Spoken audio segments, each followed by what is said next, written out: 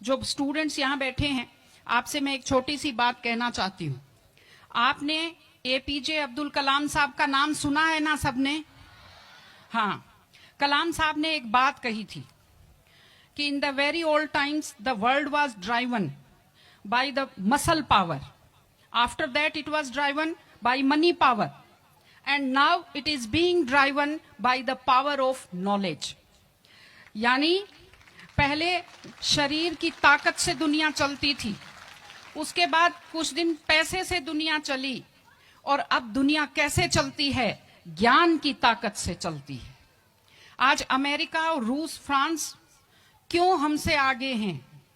उनकी जनसंख्या भी कम है, शायद वो मेहनती भी हमसे कम है, लेकिन वो हमसे क्यों आगे हैं? क्योंकि उनके यहाँ शिक्षा का जो प्रसार था वो हमसे ज्यादा हुआ, वो हमसे ज्यादा एजुकेटेड हैं।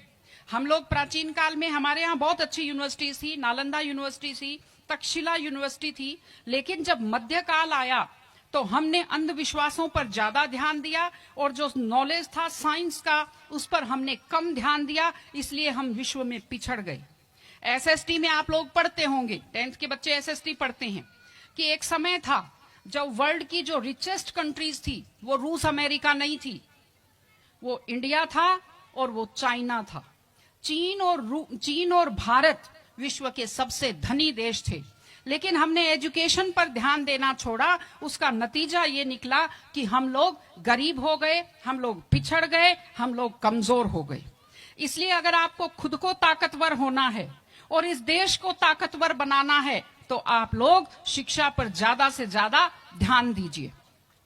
हमारी बेटियां यहां बैठी हुई हैं, आप लोग बहुत खुश किस्मत हैं, आपकी किस्मत अच्छी है कि आपने इस जमाने में जन्म लिया है जब लड़कियों को स्कूल भेजा जाता है, जब लड़कियां बराबरी के अधिकार के साथ आत्मसम्मान से जिंदगी जी सकती हैं। मैं अभी सोफे पर अकेली बैठी हुई थी, फिर उसके बाद शिफा जी आए और फिर उसके बाद संतोष जी आए, तो हमें जगह हमारी बढ़ती गई। मैंने कहा भाई पुरुषों सिंहासन खाली करो, महिलाएं आती हैं।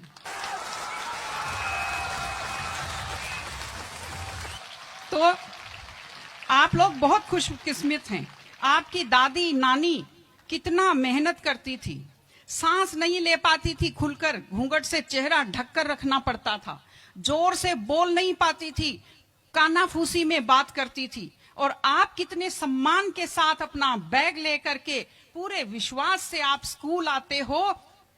बहुत खुशकिस्मती की आपके लिए बात है, आपको इसका फायदा उठाना चाहिए। आपको कोशिश करनी चाहिए कि आप एक मजबूत नारी बने, और आपसे मैं कहना चाहती हूं कि आपके ऊपर बहुत विश्वास करते आपके पेरेंट्स आपको घर से बाहर भेजते हैं। अपने माता पिता को हमेशा अपने मन में रखिए। दूसरी चीज आप बच्चों से जो कहना चाहती हूँ, आजकल क्या है, पहले तो घर में बहुत सारे बच्चे होते थे, संयुक्त परिवार होता था, चलते ही कोई सिर में थप्पड़ मार देता था, बच्चों को बुरा नहीं लगता था, टीचर्स की मार खाते रहते थे, हंसते रहते थे। आजकल 1-2 बच्चे होते हैं घर में, बच्चे बहुत सेंसिटिव होते हैं।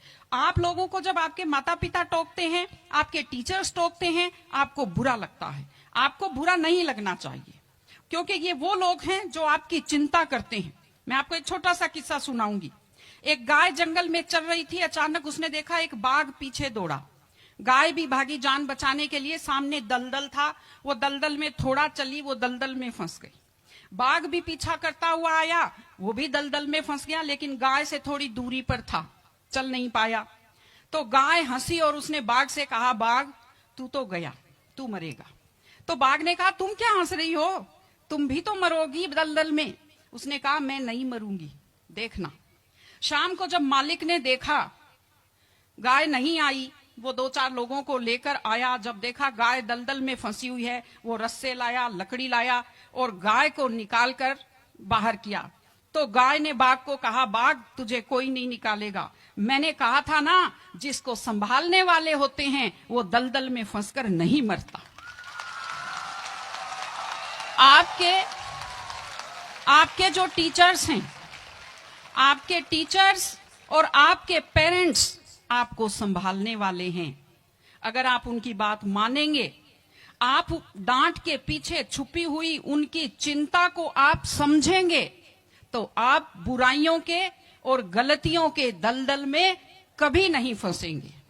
इसलिए अपने माता पिता को, विशेषकर अपनी मां का चेहरा अपने दिमाग में रखिए, अपने दिल में रखिए कि वो आपके ऊपर कितना विश्वास करते हैं, वो आपकी कितनी चिंता करते हैं, घर पे आपका इंतजार करते हैं, आपके लिए हमेशा वो दुआएं करते हैं। आपके माता पिता जब मंदिर में जाते हैं खुद के लिए कुछ नहीं मांगते, जब वो बचत करते हैं उस पैसे से खुद के लिए कुछ नहीं खरीदते, वो पैसा आप लोगों पर खर्च करते हैं। उनकी इस चिंता को समझिए, अपने टीचर्स की चिंता को समझिए। मैं आप सबको बहुत शुभकामनाएं देती हूं कि आप लोग, आपकी बुद्धि तीव्र हो, आपका मन बहुत समृद्ध हो, आपका हृदय बहुत संवेदनशील हो। मैं स्कूल को मैं बहुत बहुत शुभकामनाएं देती हूं। टीचर से अपील करती हूं कि व्यक्ति केवल शरीर और दिमाग नहीं होता, एक मन होता है, एक आत्मा होती है। माइंड जो है, mind is sharpened by the knowledge and information.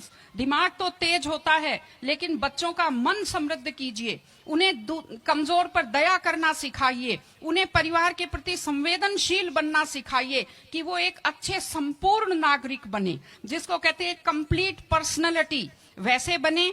मैं स्कूल को, आप सब बच्चों को, आपको ढेर सारी शुभकामनाएं देती हूं। आप अच्छे व्यक्तित्व बने, आप अच्छे नागरिक बने, एक मजबूत परिवार का, मजबूत देश का और एक अच्छे समाज का आप निर्माण करें। आपने बुलाया, हमें सुना, हमें सम्मान दिया, मैं हृदय से आभारी हूं। बहुत बहुत धन्यवाद। नमस्कार।